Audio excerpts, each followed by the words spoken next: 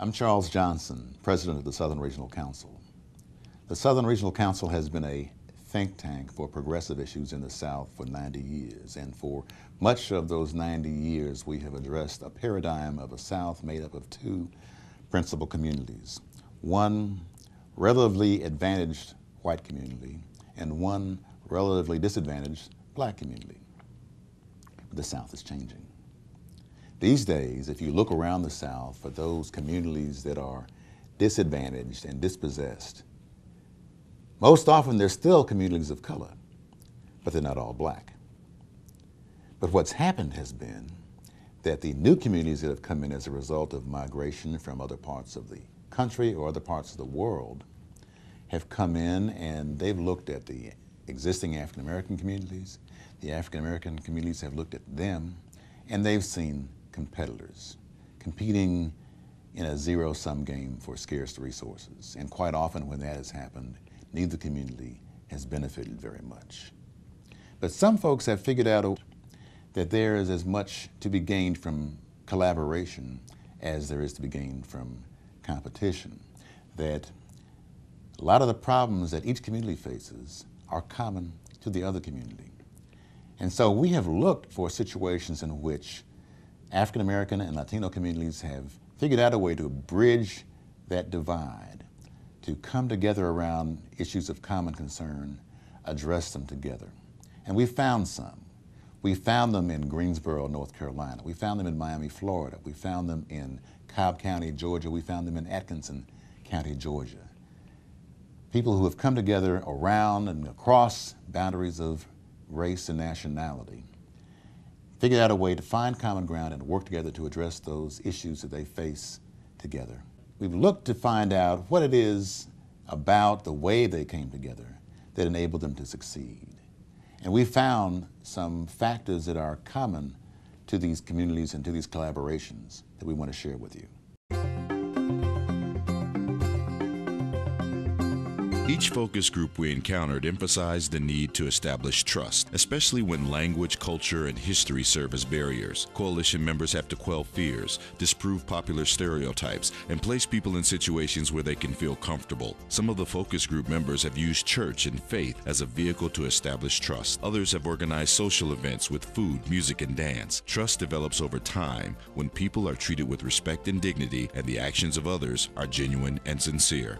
The coalitions we studied were formed as a reaction to a particular social phenomenon occurring within their communities, whether it is racial profiling, anti-immigrant legislation, exploitation of workers, or housing concerns. Opportunities for dialogue allowed for the most salient issues to be identified and addressed. Whatever the reason for coalescing, it has to be prioritized and respected. During the first phase of relationship building, the initial cause or causes will serve as the motivating factor for African Americans and Latinos to work together.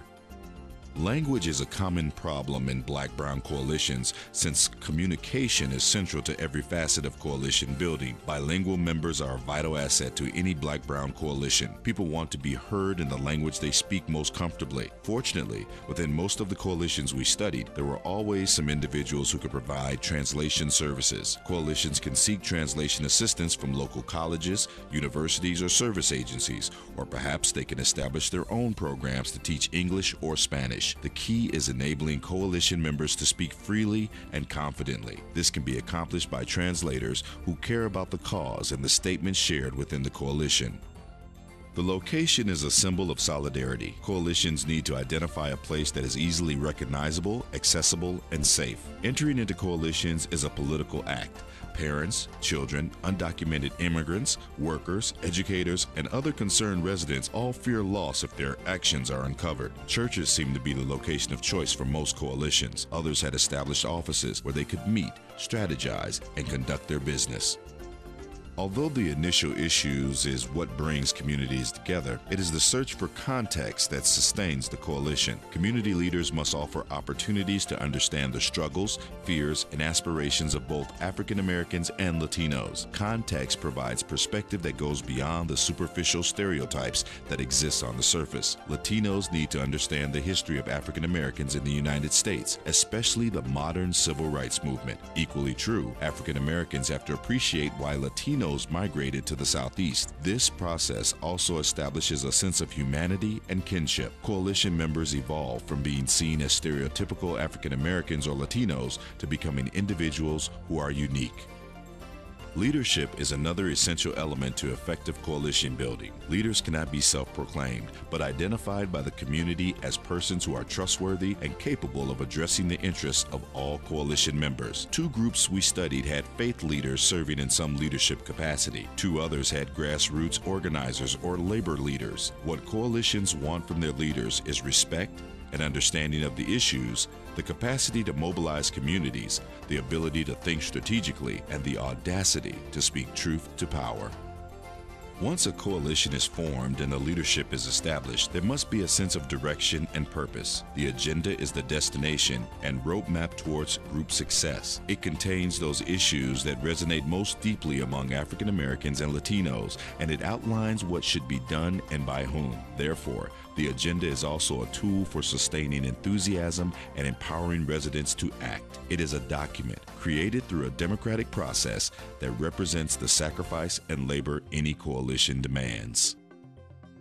Coalitions exist to change a social phenomenon that is negatively impacting the lives of a certain population. At times, a change in leadership or policy might suffice. At other times, systemic change might be the only viable recourse available. Allowing the agenda to be achievable is another sustaining mechanism. Change is incremental and purposeful. Coalition leaders should develop a plan whereby members can consistently enjoy victory from their efforts. As well, leaders should recognize the limitations in time, resources, and talent within each community. Trying to accomplish more than is feasible will undermine any momentum attained and lead to group apathy. Remember, success is in the eye of the beholder.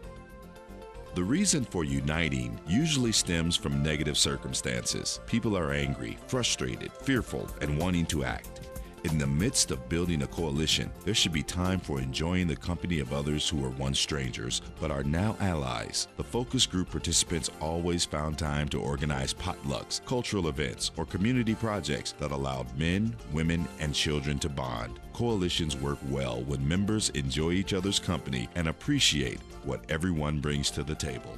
So if you're working with a community group, whether it's an African American community group or a Latino community group or another community group that seems to be hemmed in by a barrier of race or nationality, and you're looking for a way to bridge that barrier, to cross that barrier and forge coalitions with other communities that may have similar problems, but you haven't figured out a way to do it, we hope you'll consider those success factors that we've identified.